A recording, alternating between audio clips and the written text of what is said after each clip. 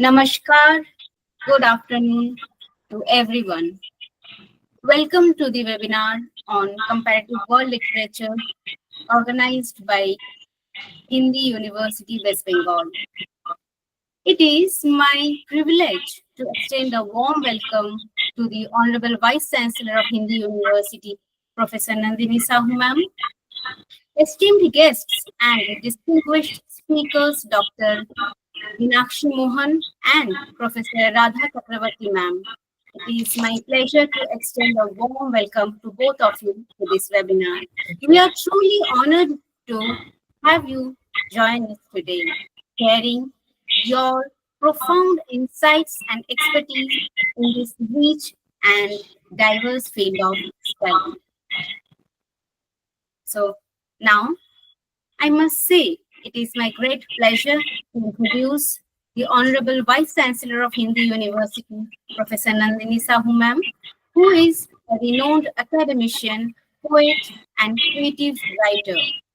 With 23 books to her credit and a best-selling author on Amazon, she has received numerous accolades, including double gold medals, the Literary Award Gold Medal from the Vice President of India, the Michael Madhusudan Academy Award, and the Lifetime Achievement Award in the year 2024.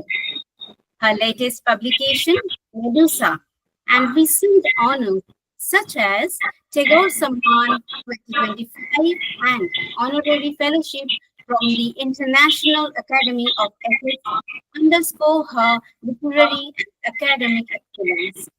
Professor Nandini Sahu's expertise in new literatures, critical theory, and folklore cements her reputation as a leading authority in Indian English literature and education. Without any delay, now I would like to request Professor Nandini Sahu ma'am for the inaugural speech. Ma'am, please. Thank you so much, Dr. Paromita, for that generous introduction.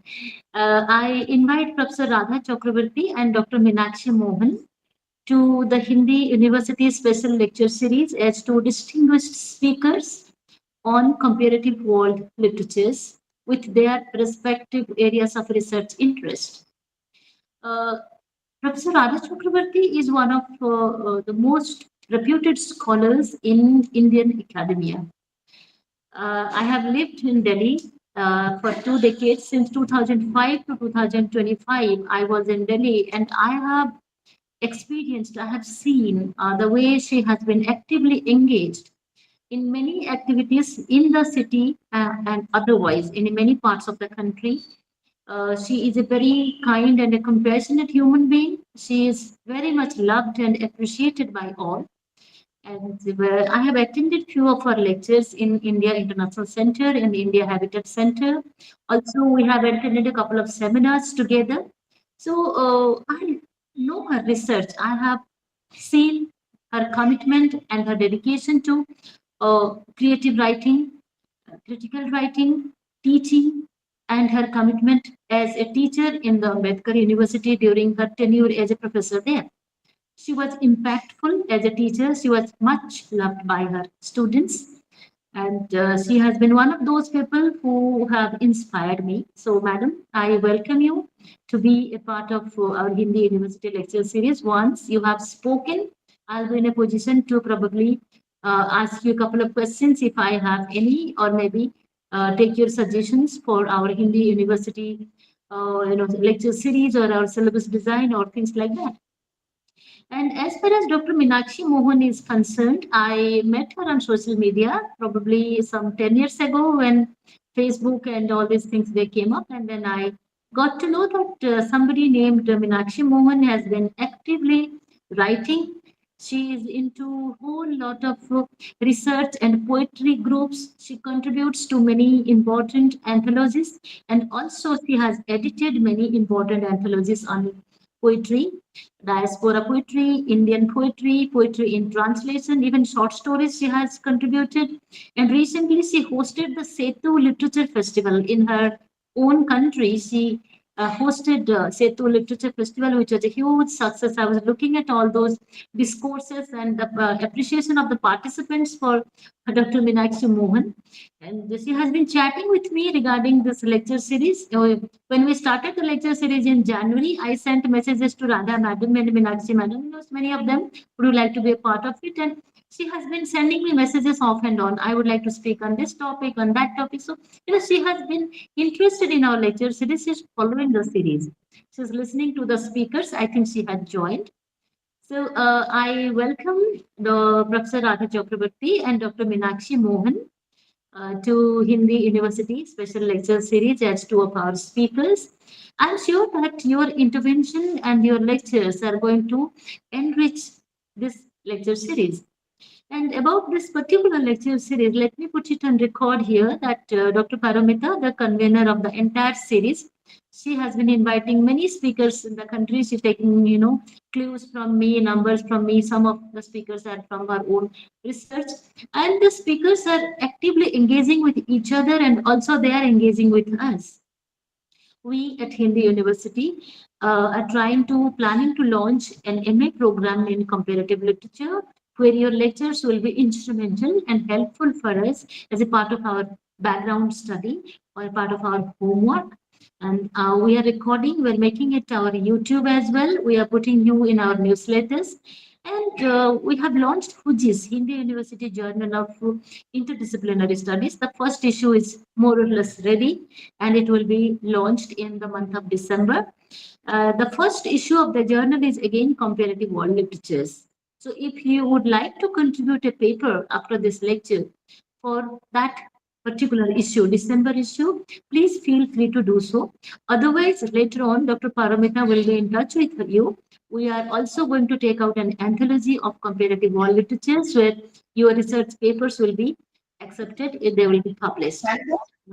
Yes, so once again, I'm very happy to have both of you, my very dear friends, Professor Radha Chakravarty and Dr. Meenakshi Mohan, and eminent scholars of the country. We welcome you to Hindi University Special Lecture Series from West Bengal. Namaskar. Thank you so much, ma'am. Meenakshi Madam is here. Yes, I had enough time. Yes, so what's the time for you? It's 6:30 in the morning. Early morning. Yes, we can see that morning freshness in you. Right, Paramita. So maybe you can invite one of the lecturers. Okay, ma'am. Thank you. Now, I am really delighted to introduce Professor Radha Chakravarty, ma'am, who was a distinguished academic affiliated with B.R. Ambedkar University, Delhi, where she served as a professor of comparative literature and translation studies. Renowned for her scholarly contributions, she is a prolific poet, critic, and translator with an impressive array of publications. Her recent works include subliminal poems, Mahashweta Devi, writer, activist, visionary, and Qazi Nazrul Islam selected essays. With over 20 books to her credit, Professor Chakravarty's over encompasses translations of eminent Bengali writers such as Rabindranath Tagore, Bankim Chandra Chatterjee, Qazi Nazrul Islam, and Mahashweta Devi, alongside critical explorations of Tagore's works, women's writing, and gender issues. She has curated several anthologies of South Asian literature and co-edited The Essential Tagore, a notable volume nominated as Book of the Year in 2011, reflecting her significant impact on literary scholarship and cross-cultural dialogue. Today, her lecture will be focused on textual cartographies, translation, and comparative world literatures. Now, I would like to request Professor Radha Chakravarty, madam, for her enlightening speech. Please. Thank you. Thank you very much, Paramita. I want to begin by expressing my gratitude to Professor Nandini Sahu in the university and the entire organizing team for inviting me to speak here on a subject so close to my heart. I congratulate your university for the new work that you're proposing to initiate, and I'm very happy to be in at the beginning, so to speak. And I look forward to seeing your new venture grow from strength to strength. So all my best wishes and congratulations in advance. I will speak today about translation and comparative world literature. I will speak from the space of translation because this is where some of my areas of work converge. And I feel that in a society like ours, I don't think we can talk of comparative world literature unless we also talk about translation. So I've called my lecture Textual Cartographies, Translation and Comparative World Literature. During a visit to Delhi in 2018, Ngugi Thiong'o recounted the influence of Rabindranath Tagore on his own anti-colonial understanding of language. He narrated an anecdote about a writer who boasted to Tagore about all the foreign languages that he knew. Tagore asked the writer, "Do you know your mother tongue?" When the man admitted he didn't, Tagore replied, and I quote, "When you don't know your mother tongue, you don't know any language at all," unquote.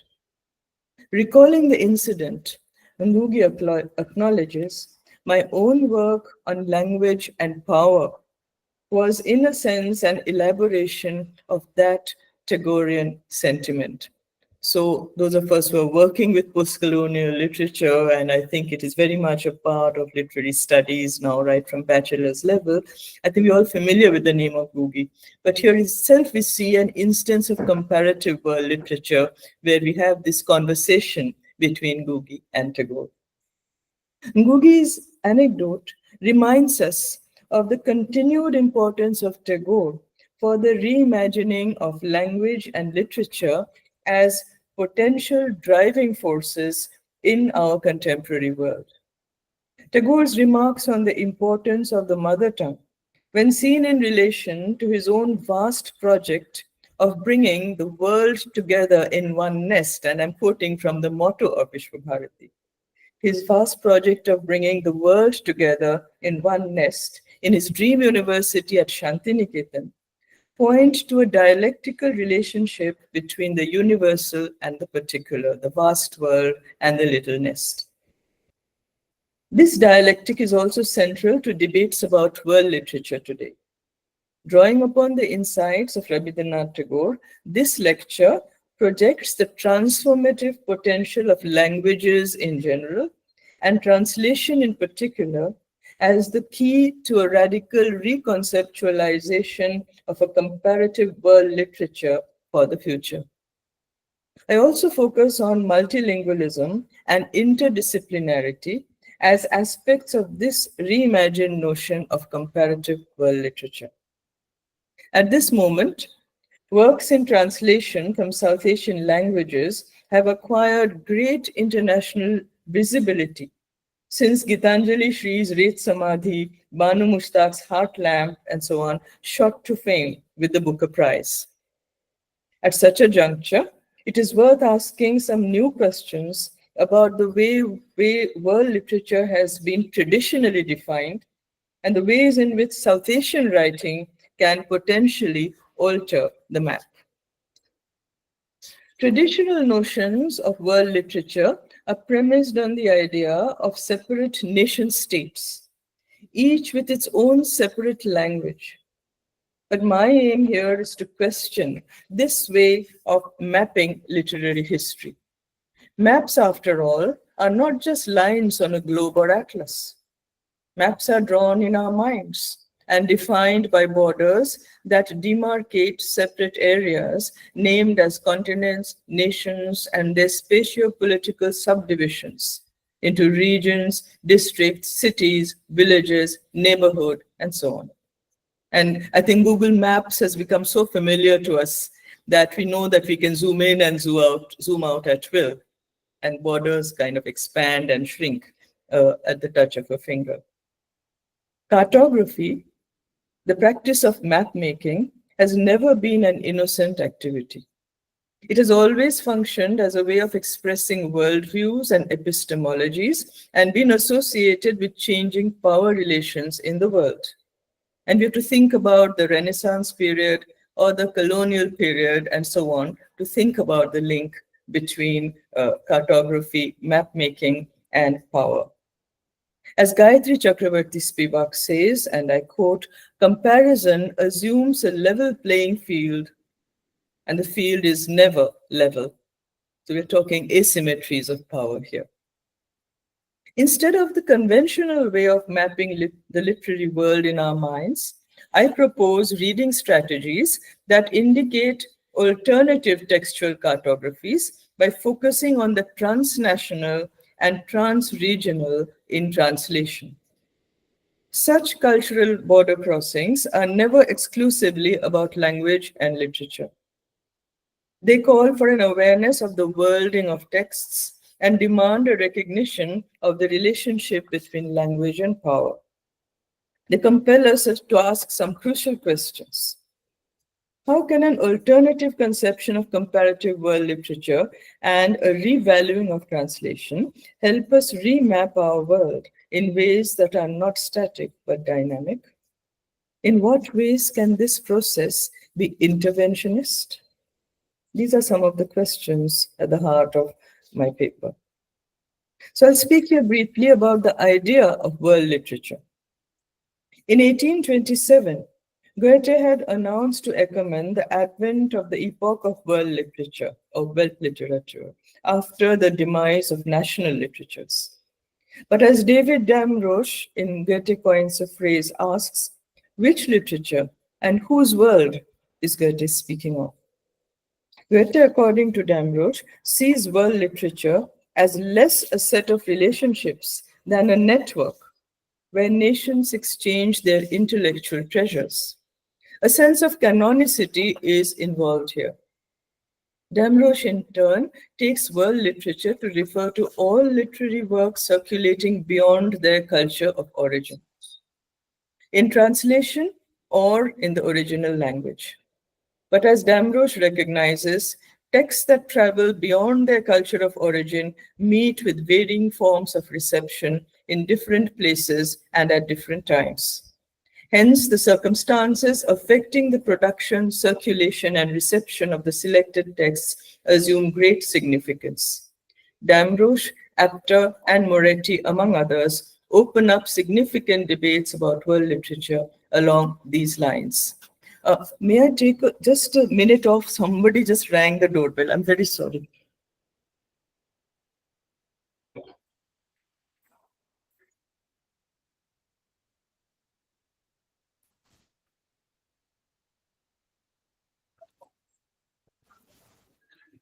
Really sorry about that.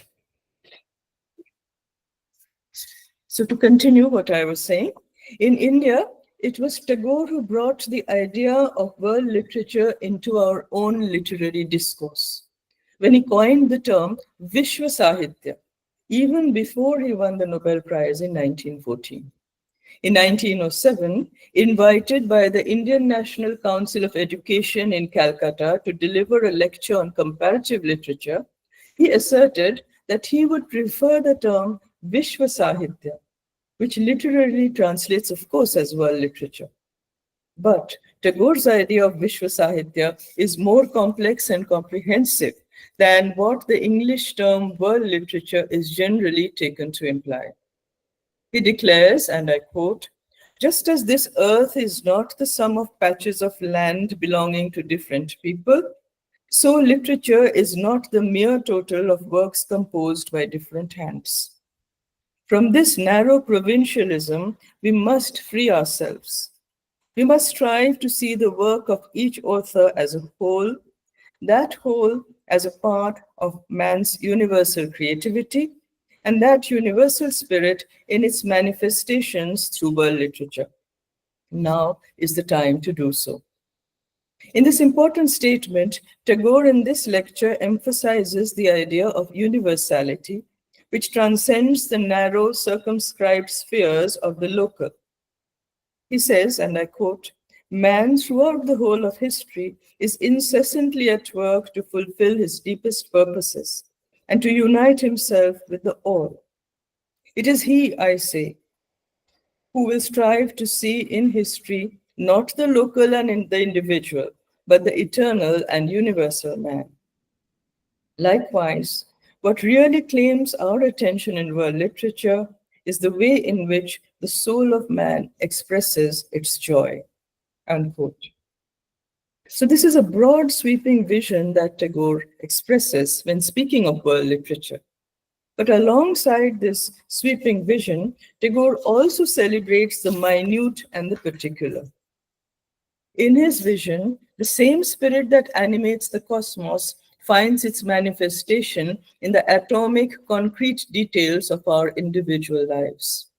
In Gitanjali, for instance, he says, "The same stream of life that runs through my veins night and day runs through the world and dances in rhythmic measures." Tagore's ideas, in fact, proved inspirational for the introduction of comparative literature as an academic discipline in India. And here, the pioneering role played by Buddhadev Bose at Yadavpur University is well known. In Tagore's dynamic vision of the link between all things great and small, his ideas of connectedness and constant movement, can we find a new paradigm for a comparative world literature for our own times? In this paradigm, what role can language and translation play? These are questions I will try to address here. To speak now about comparative literature, I was speaking about world literature so far. Comparative literature is what I'll focus on for a bit now. In our universities, single language literature departments are the norm, and our imaginations are trained to consider individual linguistic literary traditions in isolation. But this pedagogic practice of compartmentalization does not reflect our actual cultural reality. For in South Asia, we inhabit a multilingual realm marked by heterogeneous interactive processes across diverse languages and literatures. This has been our history through the centuries and across the region. A polyglot sensibility characterized our pre-modern literary environment, and fluid interchanges between different languages were the order of the day. In fact, we possessed what G.N. Devi calls, and I'm quoting, "we possessed a translating consciousness," unquote. A shared awareness of the possibility of crossing linguistic, geographical, cultural, and social borders. There was also rich traffic between oral and written traditions. In a pedagogical and scholarly space, where single language literatures dominate academia and the literary imagination, the richness of this polyglot heritage gets lost. It also gets eclipsed by the dominant national and global discourses of today, which foreground isolated monolingual literary spaces with fixed and clearly demarcated borders. The idea of comparative literary studies, though, challenges the fixity of such borders and destabilizes the process of compartmentalization that keep linguistic literary traditions in separate zones, ignoring their intermingled histories. Instead, comparative literature can offer us a dynamic, interactive model that privileges dialogue, negotiations with otherness, and the recognition of differences. And Professor Meenakshi Mohan belongs to the diaspora. I'm sure she will speak of mobility and the migrancy of texts as well as people. So I think it's a privilege to have her here. For comparison compels us to think across different kinds of borders, linguistic, geographical, cultural, and historical or temporal. The comparative approach is no doubt eminently appropriate for a multilingual culture like our own. But on a larger scale and seen in a wider perspective, it is also of great value in reimagining the idea of world literature along comparative and relational lines. As Tagore, Buddhadev Bose, and others after them recognized, the discipline of comparative literature is essential for literary studies to address the cultural and linguistic complexity of the Indian context. According to Amir Dev, India's many literary languages form a plenum comparable to European literature. And different Indian languages are always colored by other languages in use among them. So languages interact with each other, bleed into each other in our society. In the essay Comparative Literature in India, he says, and I quote, "In a multilingual situation, there cannot be a true appreciation of a single literature in absolute isolation," unquote. Likewise, Shishir Kumar Das declares, and I quote, "The very structure of Indian literature is comparative." Comparison, of course, brings to light similarities, overlaps, or common concerns, but it also throws differences into relief. Yet, the comparative method in literary studies demands more than a merely descriptive enumeration of similarities and differences between two texts in different languages or two authors who write in different languages. Rather, it requires that we become aware of the purpose of making comparisons and the particular context, whether historical, social, ideological, or theoretical, that underlies the comparative approach. Hence, the ground for comparison becomes very important.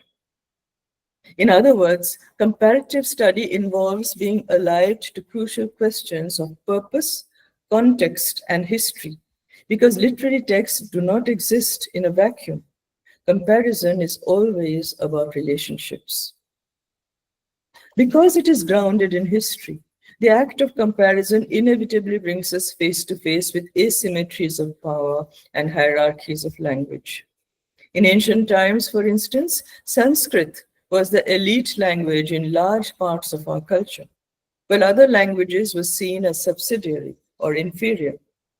This reminds us of Sheldon Pollock's discussions of the Sanskrit cosmopolis. In the medieval period, Persian acquired ascendancy in large parts of this region until colonization replaced these elite privileged languages with English as the new language of power and control. Today, long after political independence, the legacy of colonialism and the dominance of English continues in India and also globally, along with multiple other hierarchies of language within our own cultural spaces.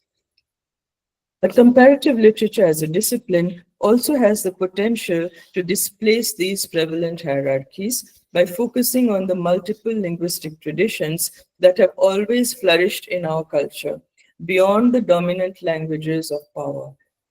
The range of our comparative practices can be diversified and expanded through the conscious choices that scholars and translators make. We can choose, for instance, to open up conversations among different Indian or South Asian languages and literatures, instead of always using English as a via media or point of reference. Collaborative research methods can be adopted, dismantling the fetishization of individual scholarship. The neglect of oral traditions and dying languages can also be addressed through the discipline of comparative literature, which can bring orality and writing together in a comparative frame. This has immense implications for literary historiography of the South Asian region and also for the archiving and preservation of texts in endangered languages. Such possibilities of choice imply the comparative's agency and the potential of interventionist reading that the comparative approach has to offer. The scholar or practitioner can use comparison in ways that are potentially radical because they can empower us to interrogate dominant discourses, pedagogical methods, and scholarly perspectives to open up newer alternative ways of looking at our own cultural world and beyond. What this requires, though, and this is very important, is a collective will to alter the state of things. And this is where our participation and responsibility become central. It is this collective sense of purpose that Rabindranath Tagore has in mind in renaming the discourse of comparative literature as Vishwa Sahitya. In this renaming, it is surely significant that Rabindranath Tagore chooses the indigenous word Sahitya over the English word literature. We may think the two mean the same, but actually, Tagore was aware that the resonances are different. The English word literature draws upon the idea of access to literacy, but the word Sahitya draws on the term Sahit, meaning being with or acting together. Rather than separateness, Sahit emphasizes relationships and a shared will to action. Tagore says, and I quote, "Whether as individuals or as societies, to the extent we remain without a link to the whole, to that extent are we barbaric. Therefore, in civilized societies, if the state is affected, broadly speaking, every individual is also affected.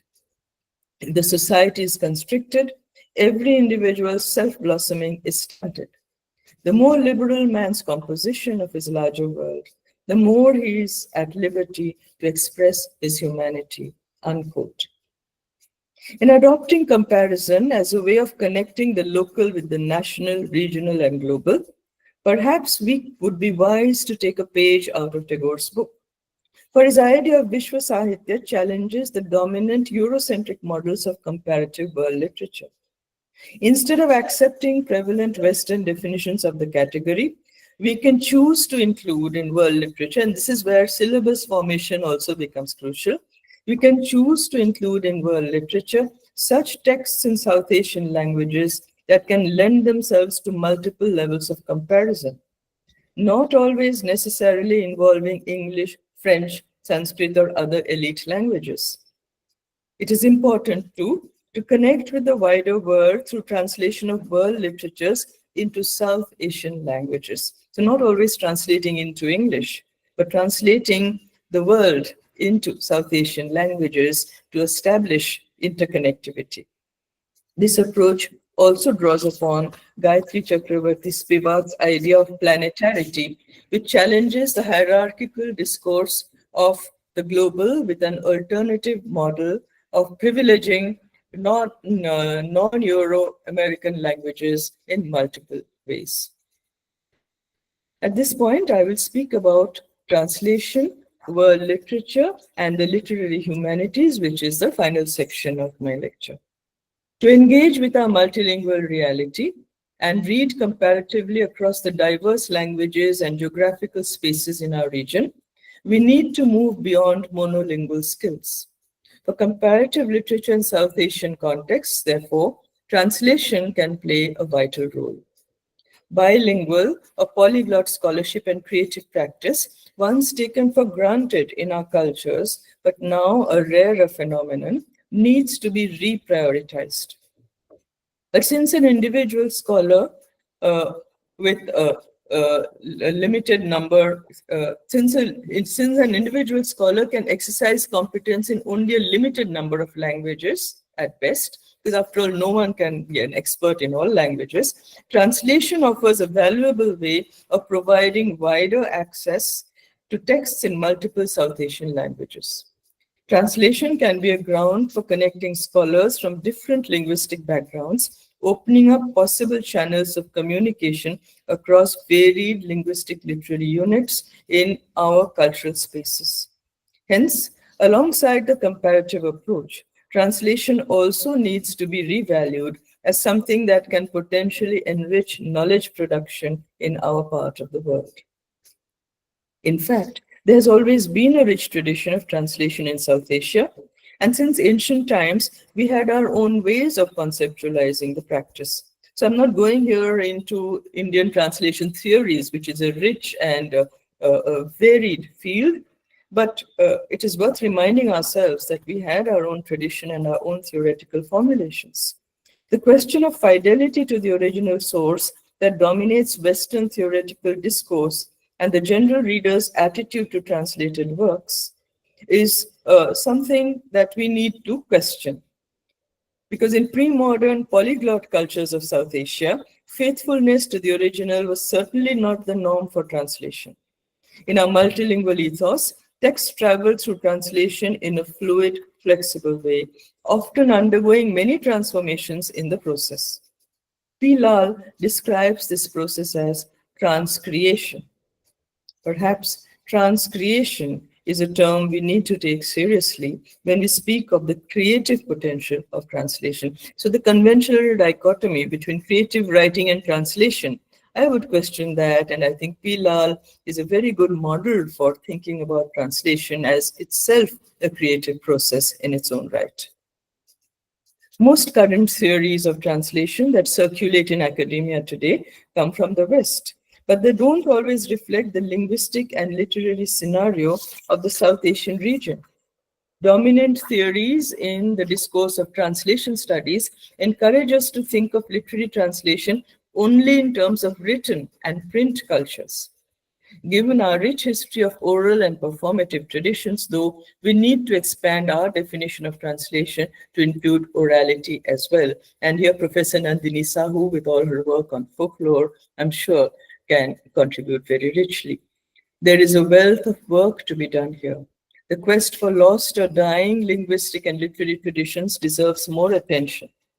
Such adventures involve a collective will towards preserving our heritage through concerted efforts at exploration, research, archiving, and dissemination. One wishes that the reimagination of comparative world literature would incorporate, in place of universals, greater awareness of difference and heterogeneity, as well as underlying commonalities and shared concerns. In place of exclusiveness, this new paradigm would promote greater inclusiveness, a less hierarchical approach, and the will to reach out to our others. For it would recognize the fracture at the heart of the term human, exploding the myth of homogeneity, to confront the multiplicities and cultural, social, and historical specificities that characterize our lived experience. This version of world literature would also take a wide view of space, involving alternative geographies that do not necessarily divide the world into global north and south, or into isolated nation states, encouraging us instead to think across borders in ways that can be collaborative. Such practices demand an interdisciplinary approach. In place of the polarization of science versus the humanities, and we were just talking about ChatGPT a little while before the session started, in place of science versus the humanities, I think such practices call for the use of scientific methods and perspectives in the literary humanities. This is already happening in the digital humanities, which are sometimes seen to pose a challenge to the traditional humanities. Artificial intelligence, of course, is the hot topic of debate now. And weighing the risks and gains of this world-transforming phenomenon has become a vital question.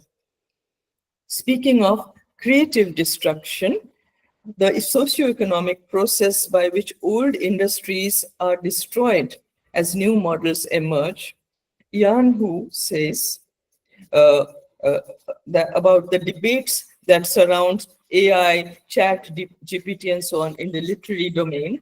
He says, and I'm quoting, the application of large language models like GPT-4 to literary writing has the potential to revolutionize the creative process, including new genres, styles, and forms of expression. However, it also raises important questions about authorship, originality, and possible bias and homogenization in AI-generated content. By carefully considering these questions, we can harness the power of AI to augment human creativity, foster diversity and innovation, and create a more inclusive and vibrant literary landscape, unquote. To negotiate this rapidly mutating field of digital technology and artificial intelligence, comparative world literature today must have the elasticity to accommodate these changes and to grow with them. In fact, rather than the polarization of the human and social on the one hand and the technological on the other, Some theories incline towards the view that technologies too are, after all, socially constructed. Instead of an either-or approach, it is through a collaboration between the humanities and the world of technology that we can probably best address the risks of knowledge being reduced to mere digital data or information, and draw the maximum benefit from what the rapidly evolving new technologies have to offer. To achieve this, though, and I'll conclude with this, to achieve this, though, we still need to recognize the centrality of human subjects in the literary humanities. We must also continue to acknowledge the crucial place of language, literature, and communications in the process of crossing the mental, linguistic, and cultural borders that divide our world. At this moment, we hover at the threshold of a radically transformed universe. And at this moment, the reimagining of comparative world literature can offer us a vital source of inspiration. Thank you. Thank you. Thank you so much for such an engaging and captivating lecture, ma'am. Thank you once again. Now, I must say it is my great pleasure to introduce Dr. Meenakshi Mohan, ma'am, who is residing in the USA, is a distinguished writer, scholar, art critic, children's author, painter, and poet with international publications to her credit. She serves on the editorial committee of Inquiry in Education, a peer-reviewed journal published by National Louis University, Chicago, Illinois. Additionally, Dr. Mohan holds the position of advisory editor of Conference, a prestigious publication based in the UK. Her literary accomplishments have been recognized with notable accolades, including the Setu and Panorama International Awards for Excellence in Literature. Her poetry collection, Symphonies of Life, garnered the Sudesh Kamra Memorial Award for the best first poetry book at the Bhasha and Beyond Literary Festival held in Pune, underscoring her multifaceted contributions to the world of literature and arts. And recently, the Relic notable anthology edited by Dr. Meenakshi Mohan and Santosh Bakaya ma'am has recently been published by Puahan Publishers. Now, without any delay, I would like to request Dr. Meenakshi Mohan ma'am for her very eloquent speech. Ma'am, please. Thank you so much. Okay, Radha, Dr. for such an Paramita, excellent- before Meenakshi ji speaks, just one sentence I would say, Dr. Meenakshi, welcome to our university. Before you joined, I was actually talking about you, which is recorded. Maybe you can listen to the YouTube later on. I was talking about your work. And yes, the multiple books that she has edited, many of them I am also a contributor. In Relic, I am a contributor. So I'm very happy to meet you virtually today. I have been working with you, collaborating with you. So most welcome and glad to have you. After both of you have spoken, I'll give my comments about the papers. But now, we welcome. Thank you. Thank you so much, Nandini. And I really appreciate what you are doing with this comparative study and collecting so many authors, writers, educators in giving their in talking about the comparative study part of the thing. And it's really nice initiative. Thank you so much. And Parumita, thank you for your elaborate introduction of me.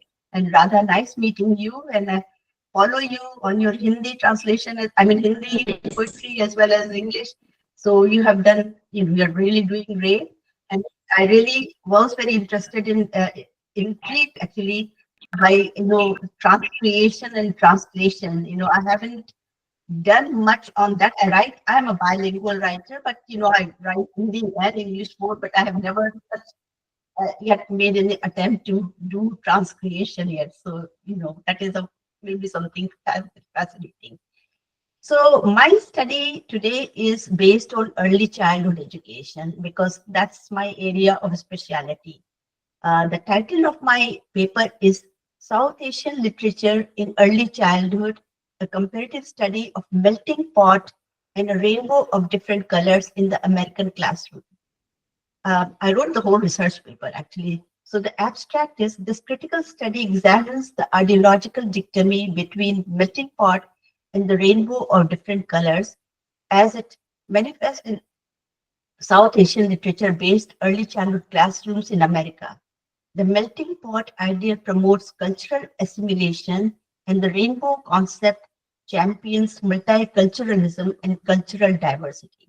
This study further explores how cultural inclusion serves as both a mirror of South Indian culture and, by extension, for American society, fostering positive identity formation and self-esteem, and is a window for all children, promoting empathy and cross-cultural understanding. The rainbow concept is not merely a trend, but a crucial component in helping young South Asian Americans navigate their bicultural identity while shaping a more inclusive American society. The scope of my study is given the abundance of information in the South Asian literature-based classroom. I'm focusing on Indian literature and studies for this research purpose. In my study, I'm defining Indian literature between the periods of 2000 and 2025 in the American school system, examining its recent trends and shifts and how it impacts children's development. This study employs the established sociological metaphors of the melting pot, which is assimilation, and the rainbow of different colors is cultural inclusion by comparing the two. There are some keywords I have used that you probably are aware of, but I just saw title discuss. Early childhood is a period between birth to about age 8. During this period, there's a rapid growth in the brain and physical development. This period lays the foundation for future learning and development. And when I'm talking about South Asian, I focused on one of the schools' case study, and they had Indian, Pakistani, Bangladesh, Nepali, and Sri Lanka. So I've kind of focused on that part. And melting pot, I already discussed, called assimilation or unifying with the traditional classroom culture. The rainbow of different colors is inclusion of different cultures to give each child their own voices, identity. The other names for the inclusion concepts are mosaic and mixed salad. I have used, Reggio Emilia approach. It originated in Italy, but soon became quite popular in the early childhood classes in America. It is a child-centered educational philosophy that views children as capable, curious, and creative learners. It is based on the idea that children have 100 languages to express themselves, such as art, music, and play.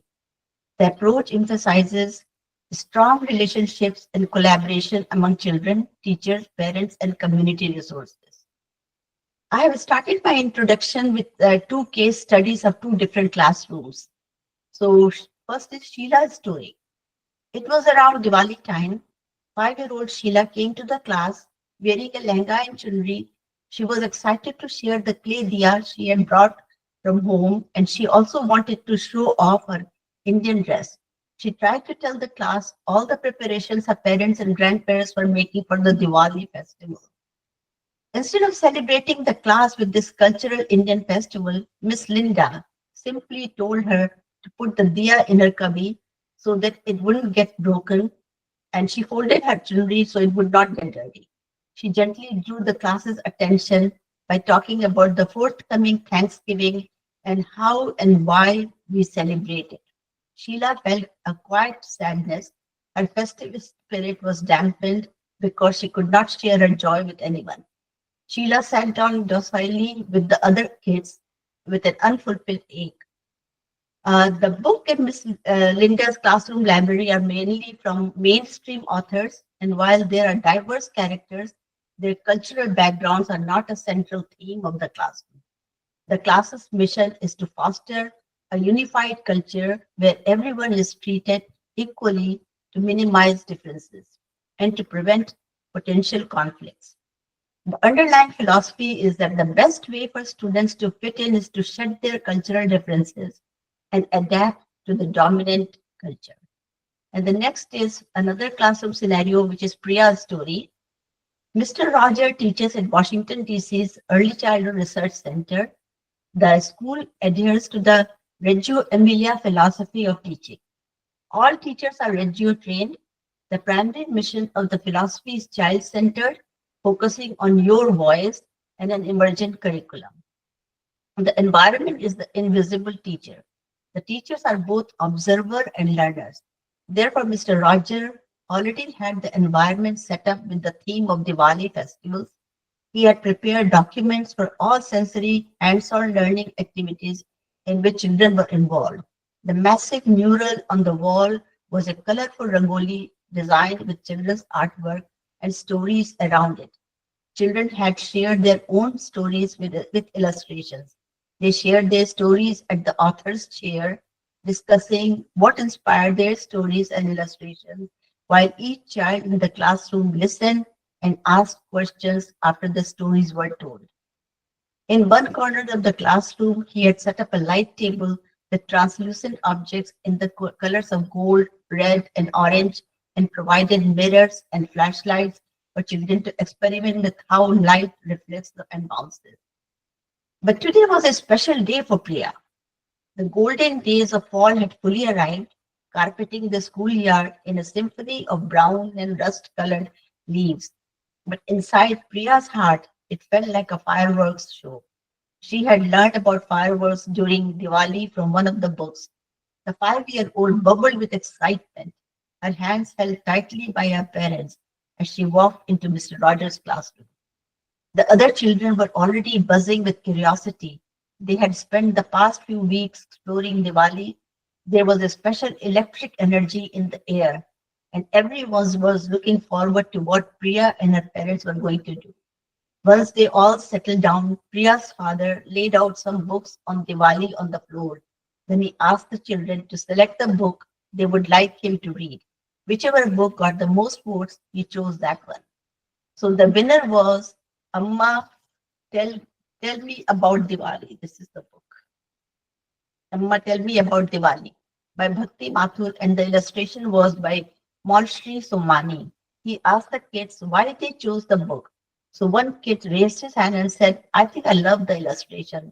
The other one said, this book is fascinating because I love fireworks.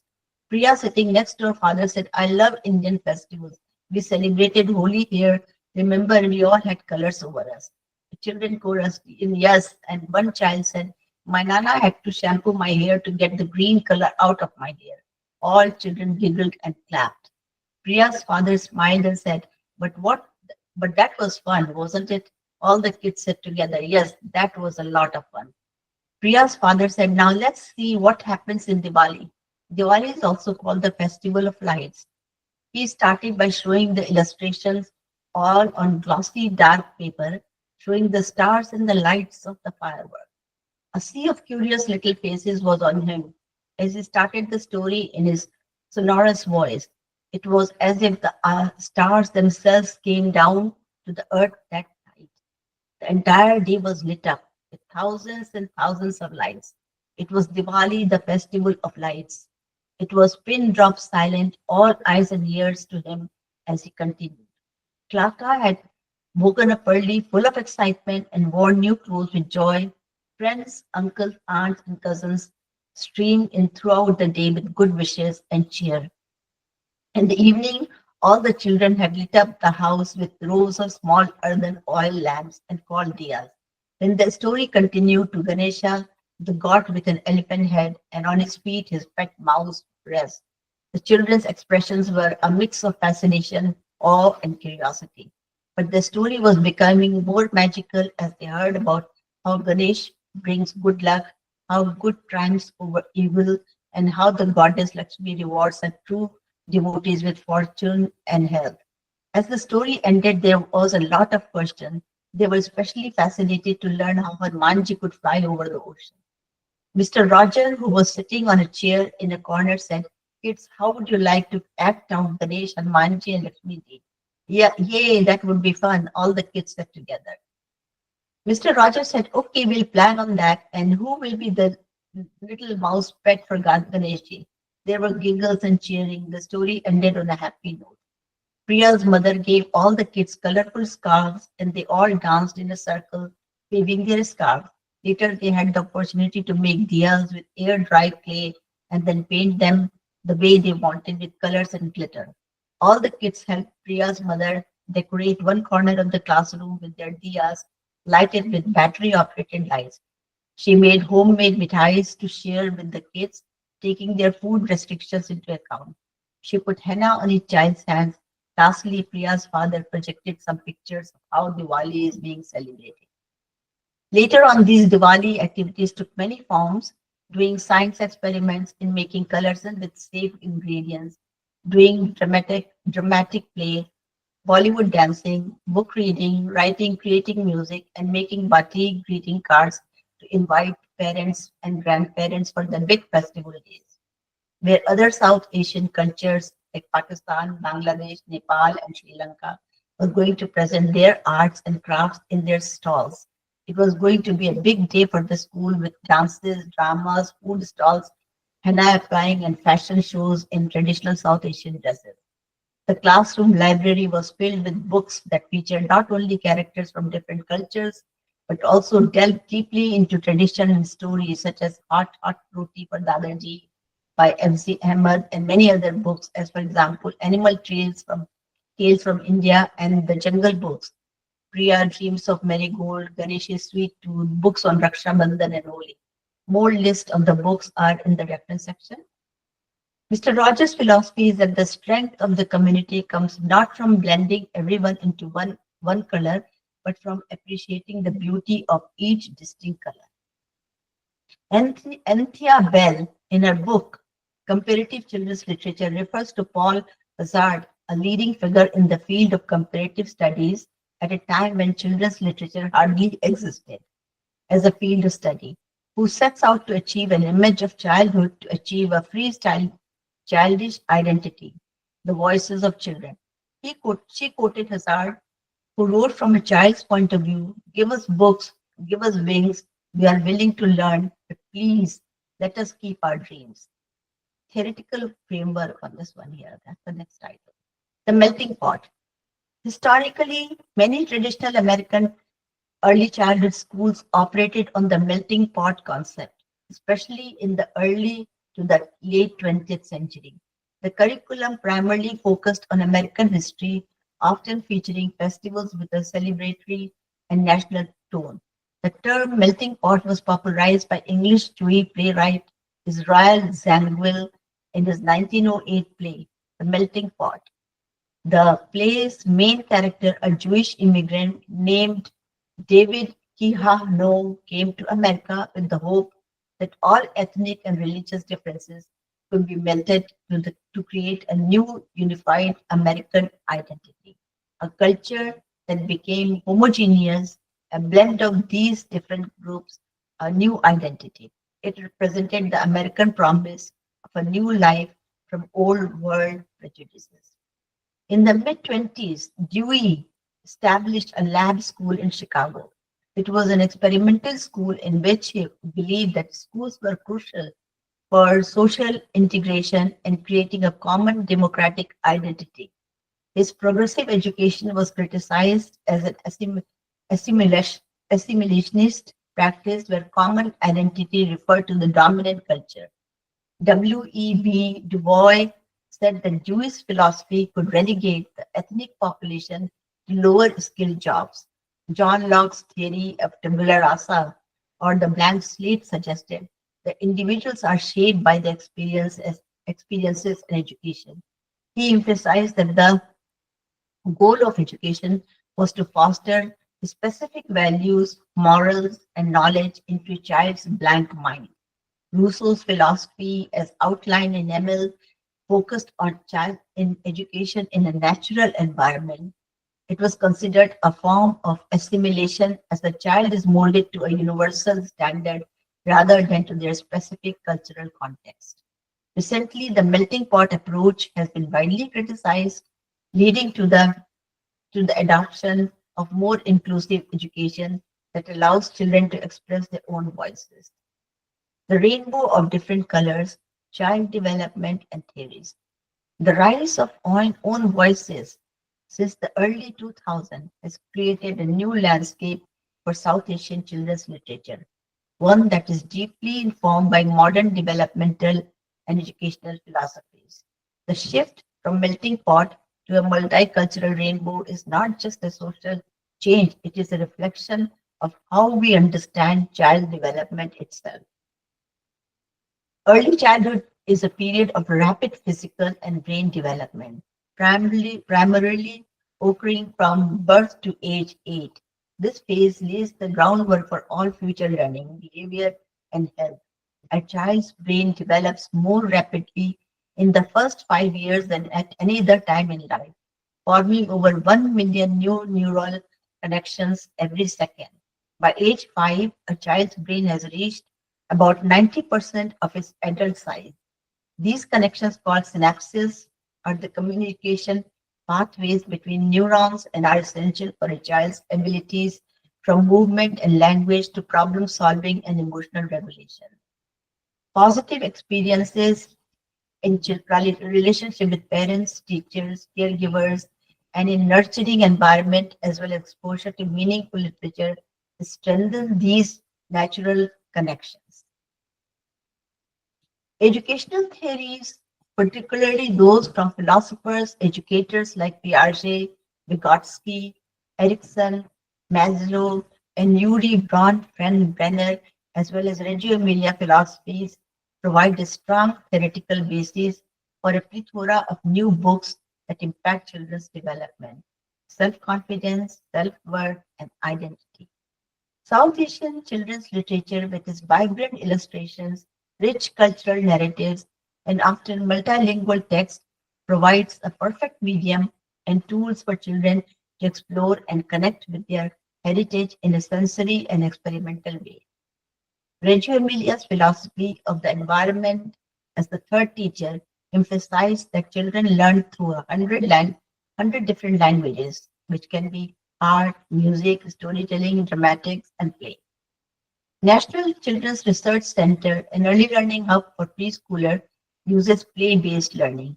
This method recognizes that children learn best through self-directed play. Own voices books offer children the cultural props and storylines they need to engage in meaningful dramatic play. Parents are also involved in their child's learning process, creating a community of learners in a joyful learning environment. Jean Piaget's cognitive development theory emphasized that children construct their understanding of the world through experience. Similarly, Vygotsky's social cultural theory stressed that learning is a social process, and that is where the parents and grandparents' involvement becomes crucial. The zone of proximal development helps them understand their heritage, language, and family values. Yuri Bronfenbrenner's ecological system strengthens a child's microsystem, family, and school, providing a bridge between home, life, and the wider world. Abraham Maslow's hierarchy of needs places a sense of belonging and self-worth as fundamental psychological needs. Own voices, literature helps fulfill these needs for South Asian children. Excuse me. Excuse me.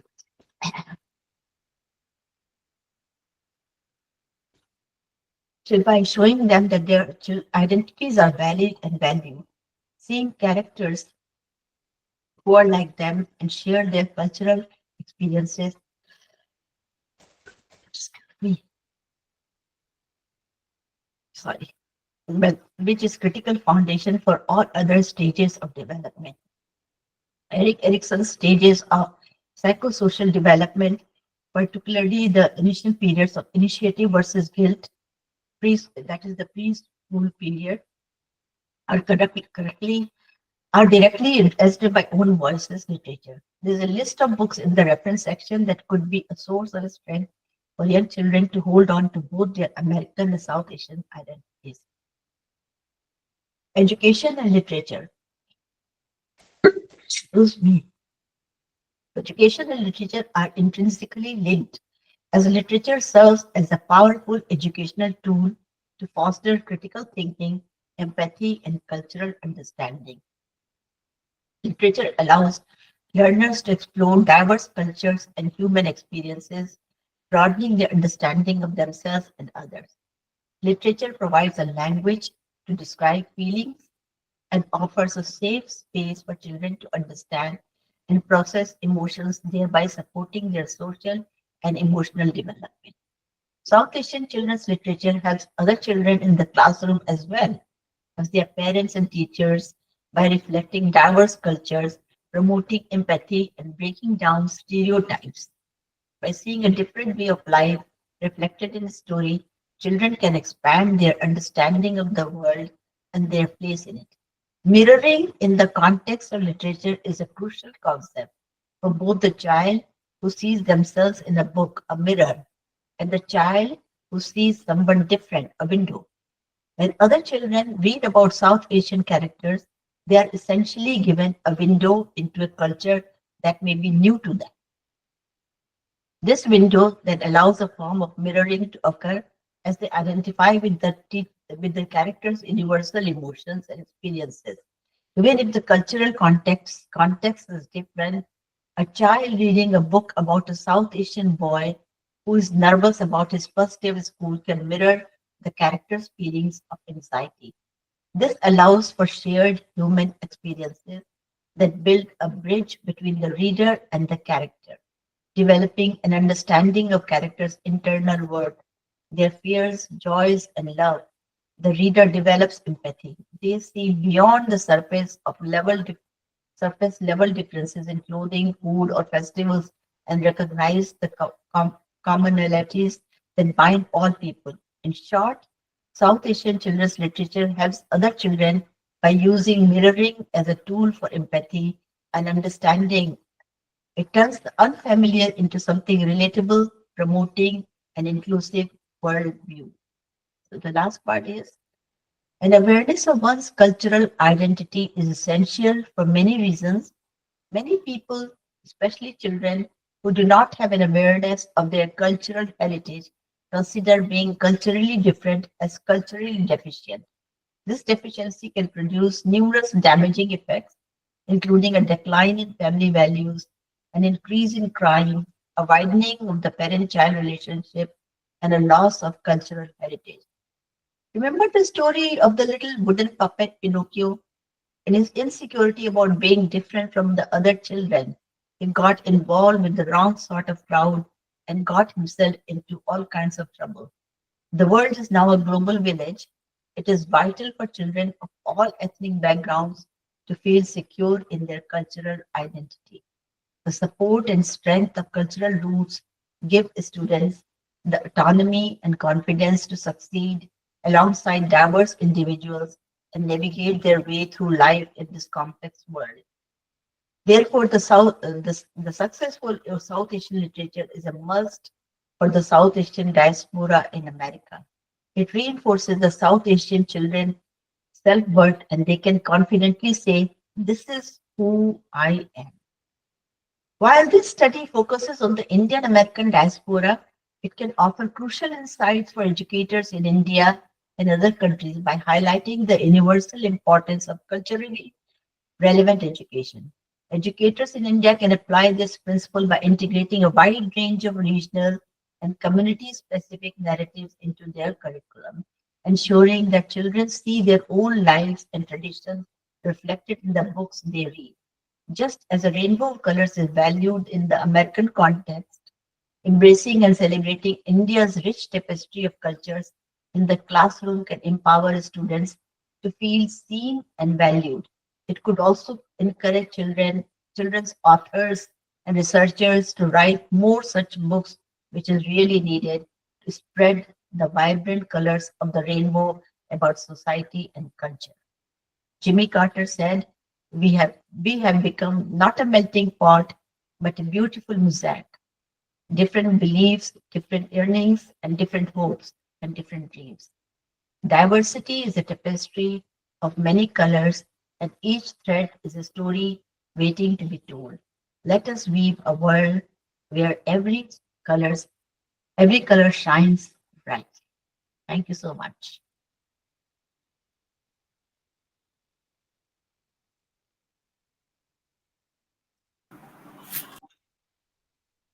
Thank you so much for such a provoking and remarkable lecture, ma'am.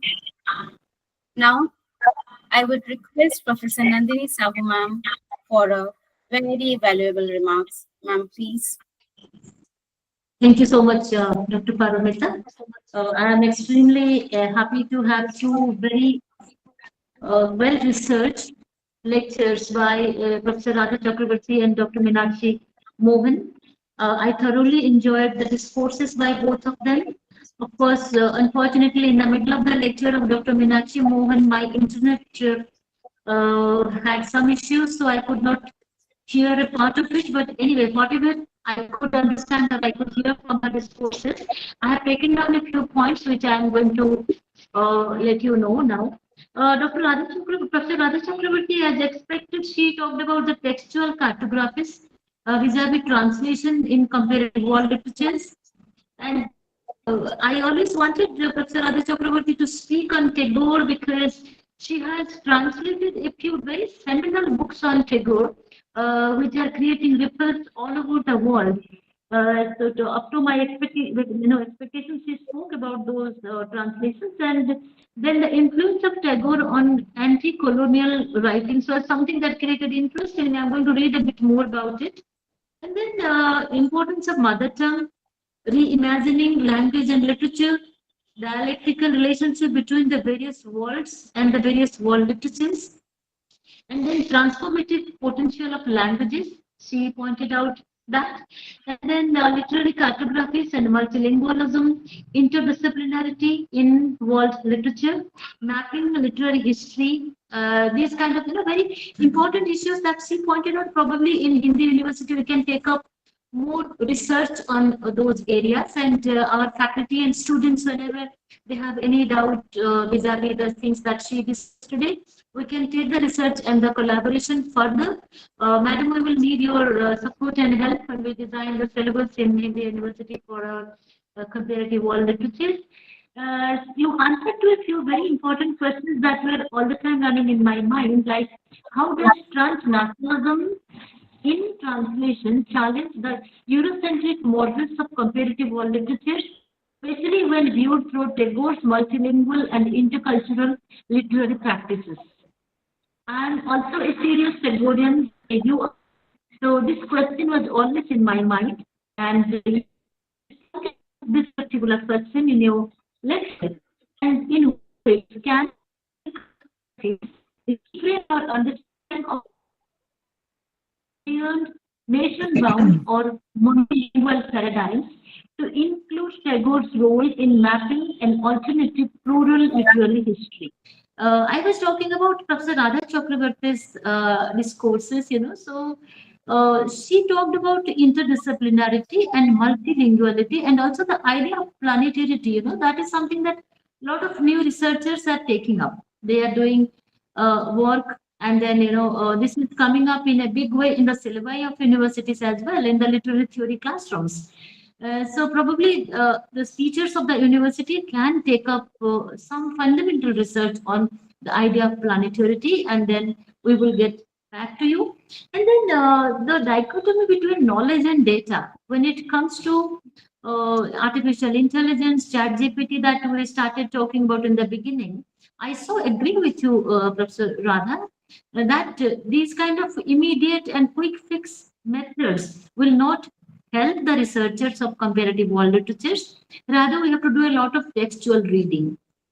To compare two cultures, to languages, to literatures, one needs to do in-depth reading of the texts. And I so agree with your idea of research and pedagogy vis-a-vis literary humanities. And I'm sure that we will be enriched by your lecture. Please don't worry. The entire lecture has been recorded by the office. We will share the YouTube with you very soon, maybe tomorrow or day after. We will share the YouTube with you.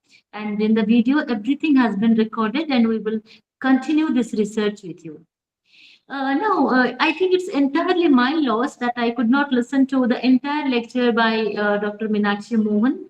Though I am not going to miss out on anything from the YouTube, I will listen to her carefully.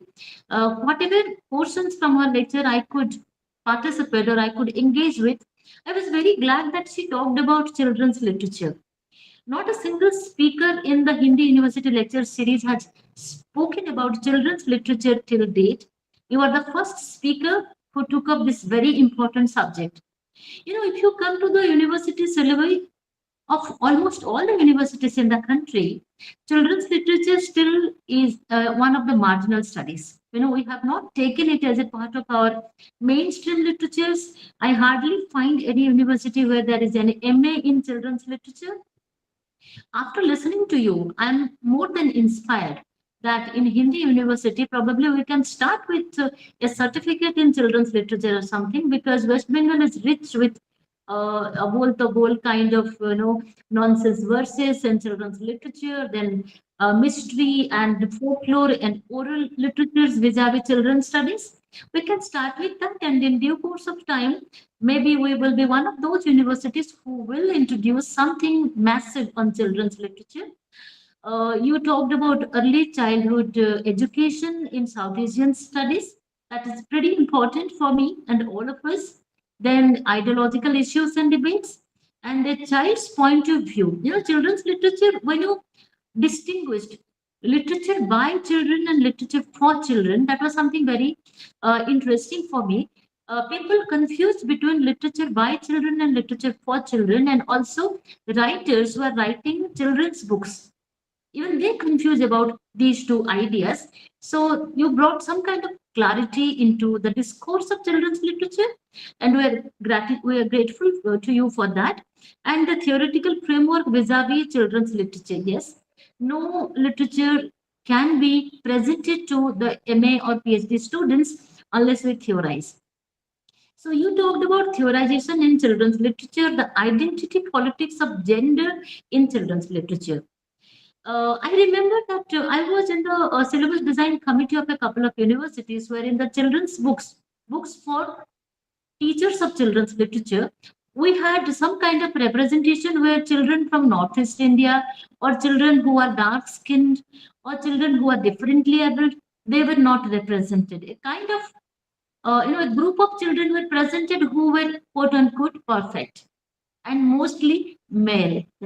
Out of the 100 illustrations in the book, almost 90 illustrations were boys and only 10 could be girls. So we pointed out in the Board of Studies meeting, and today you pointed out the identity politics of gender in children's literature. So I'm going to listen to your lecture entirely in the YouTube. I missed quite a bit of your lecture. Once I listen to you carefully, I will get in touch with you with all my questions and whatever queries I have. Once again, I thank both of you for being a part of Hindi University Special Lecture Series and sharing your research with us. We are certainly very, very enriched. Thank you.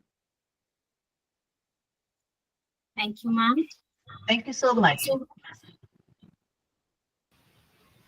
So, as we draw this webinar on comparative world literatures to a close, I would like to express my sincere gratitude to our distinguished speakers, Dr. Meenakshi Mohan ma'am and Professor Radha Chakravarty ma'am, for sharing their profound insights and enriching our understanding of literature's diverse landscape.